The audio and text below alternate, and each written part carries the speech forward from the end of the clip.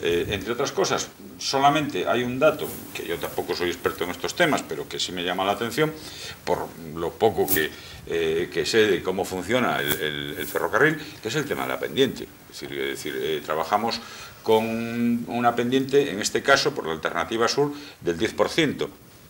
Cuando en los otros proyectos se trabaja con pendientes del 14 y del 17. Bueno, eso en transporte por ferrocarril es un problema, ¿no? Es decir, trabajar con pendientes altas, porque los ferrocarriles pues no tienen el reprise ni la potencia que pueda tener un vehículo para superar una pendiente elevada, con lo cual, pues, precisamente esa cantidad de túneles, puentes, viaductos y tal, que tienen que usar para poder salvar. Se ha optado por la mejor. Ya en el momento que está decidida, digamos, cuál es la mejor opción de llegada, pues habrá que desarrollar la declaración de impacto, porque lógicamente no se puede ejecutar y no se va a ejecutar ningún proyecto de obra si no tiene la declaración de impacto, la famosa DIA. Por lo tanto, demos tiempo, es decir, ahora a que la correspondiente administración emita la declaración de impacto sobre un estudio informativo que ya se tuvo en cuenta precisamente las afecciones medioambientales que podía tener y las repercusiones medioambientales que podía tener y tal. A mí, francamente, conozco por lo que conozco del trazado, para que nos hagamos todos una idea, conocemos la zona, puerto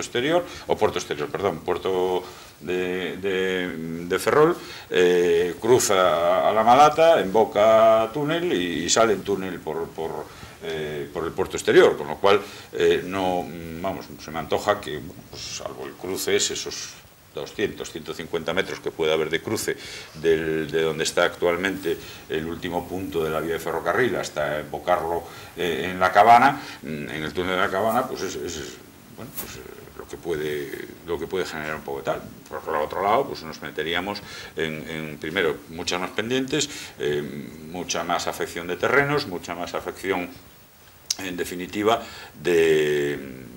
al medio ambiente. Creo que, en fin, espero que no.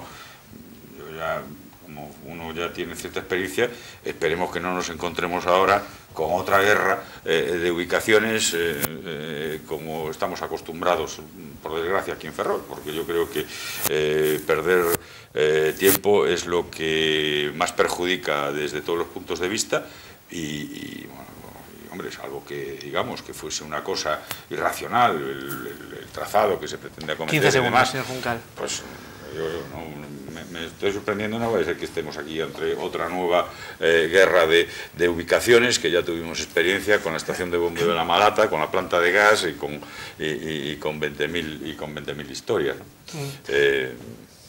Pues muchas gracias. Vamos a seguir hablando de este asunto. Sí, señora Rodríguez. Sí, yo creo que, bueno, yo he citado la carencia de infraestructuras, porque es cierto que necesitamos no solamente este ferrocarril. Yo ya sé que ustedes habitualmente dicen hoy no toca, pero simplemente lo he citado, no era para entrar a debatir el enlace con el AVE. Yo creo que no es un tema menor, sinceramente, y no se trata de hacer una guerra. Yo pienso que en Ferrol todo el mundo estamos deseosos de que nuestro puerto exterior funcione perfectamente y genere riqueza y puestos de trabajo para esta zona, pero creo que no a costa de cualquier cosa. Yo creo que si el trazado pasa por La Malata, se acabará La Malata, se acabará La Cabana, se acabará La Graña, con un perjuicio grave para todo el vecindario de esa zona, porque esa sí es una zona muy poblada, que es algo que no ocurre con la vía norte, que va por unas zonas. Efectivamente, habrá que desafectar una serie de terrenos, pero es una zona en que quizá la población no está tan condensada como está en La Cabana, porque sería, yo creo, ya la muerte de la ría. La zona de La Cabana pues quedaría casi inservible al hacer tantas obras allí, y sería muy perjudicial para los vecinos y las vecinas que viven en esas zonas. Yo pienso que sin entrar en ninguna guerra, ya que, insisto, todo el mundo estamos deseosos de dar una solución, a veces hay que tener más en cuenta la calidad que la cantidad, y quizá después de haber esperado tanto tiempo podemos esperar un poco más y hacerlo realmente bien y como conviene a Ferrol y como conviene a los vecinos y a las vecinas de Ferrol. Bueno, pues vamos también a preguntar a la representante del BNG si cree que quizás se podría esperar, digamos, un poco más de tiempo y hacer las cosas de otra manera, ¿no? ¿Cómo lo ve en ese sentido? Sí, a min, si me permite, sí. Antes de nada, quero, facer alusión sí. a algunha das cuestións que acaba de mencionar o señor Juncal, non? E evidentemente teño que empezar por decir que a guerra, por denominala nos mismos termos que ele utilizou, a guerra, evidentemente, se alguén a inicia é o propio Ministerio de Fomento cando, despois de transcurridos máis de 2 anos e medio desde o ano 2010 en que se somete a exposición pública o estudio informativo, ata hai varios días, como dixemos antes, que se licita a redacción do proxecto constructivo, en todo ese tempo o propio Ministerio de Fomento non foi capaz, primeiro, nin de respostar as moitísimas alegacións que estaban presentadas ao proxecto a Alternativa Sur, nin tampouco respeta a legalidade que el, que o propio goberno, que o propio ministerio e que a propia legislación vixente establece. É dicir, hoxe mesmo aparecían declaracións nos medios comarcais e nos medios locais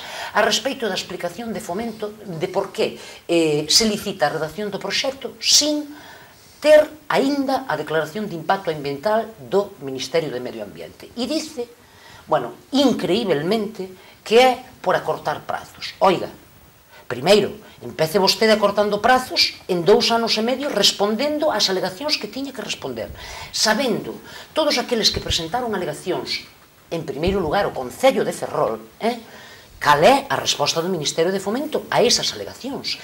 E tamén todas as propostas alternativas que realizaron moitísimas entidades, volvo a repetir, veciñais, sociais e ecoloxistas naquel momento nas súas alegacións, si se teñen en conta, si se van a ter en conta ou si simplemente non valeu de nada ese trámite de alegacións porque nin se escoita, nin se ten en conta ningunha das alternativas propostas, nin tampouco siquera se lle responde a quen as presentou. Por lo tanto, esa guerra quen a inicia é o propio Ministerio de Fomento e, dende logo, despois de 2 anos e medio transcurrido en todo ese procedimento, realmente nos creemos que pagaba a pena esperar un pouquiño máis e facer as cousas como hai que facelas, porque de nada vale decir agora que hai que acortar prazos. Oiga, pero acorte prazos cumplindo a lei. Isto é como se un vai ao médico, sinceramente, e o seu médico lle di, oiga, mire, vai a facer unha resonancia, pero mentras tanto non veñen os resultados, mentras tanto non a chaman para a resonancia, pois de momento vou na operar tal día.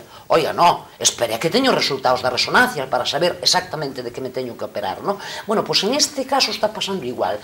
Gravísimas afectacións medioambientais e urbanísticas, antes facía alusión a representante do Partido Socialista, a zona que é moi poboada, que produciría de levarse a cabo este proxecto tal e como está redactado, tal e como aparecía no estudio informativo. Parroquias como a Graña ou Brión, efectivamente, totalmente, e permítaseme tamén a expresión, tocadas, absolutamente. E logo, toda a zona da Malate, efectivamente, que xa é unha zona agredida continuamente desde o punto de vista medioambiental, pois realmente só lle faltaba isto, non? Aquí, concluindo, do que creemos dentro do Bloque Nacionalista Galego de que se trata, primeiro, que o Ministerio de Fomento resposte ás alegacións feitas no seu día polos veciños, polas entidades sociais e ecoloxistas, polos partidos políticos e polo propio Concello de Ferrol. Segunda cuestión, que non se pode licitar, volvo a insistir, sin ter a declaración de impacto ambiental. Por moitos prazos que agora queiran acurtar e, evidentemente, para maquillar tamén aquelas declaracións da ministra de Fomento en pleno mes de agosto, cando dixo que estaría licitado efectivamente a redacción do proxecto a finais do ano 2012. Oiga, sí, licíteo, pero coas prescripcións legais que vostedes mesmos escribiron nos pregos. Una aclaración. Yo, indudablemente, de por qué no se contestaron del 2010 al 12, de diciembre del 12, enero del 11, que es cuando entró el nuevo gobierno, pues que responda la persona que le competa. Pero en segundo lugar, vamos a ver, es que el estudio informativo está realizado y el estudio informativo ya decide cuál es la vía de entrada.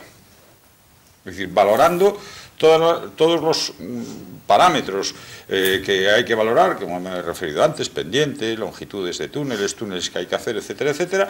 El estudio informativo, el Ministerio ya sabe que la entrada, el trazado del ferrocarril va a tener que ser, o tiene que ser, es el de Puerto de Curuseiras, cruzar a la Graña, Graña a la Cabana,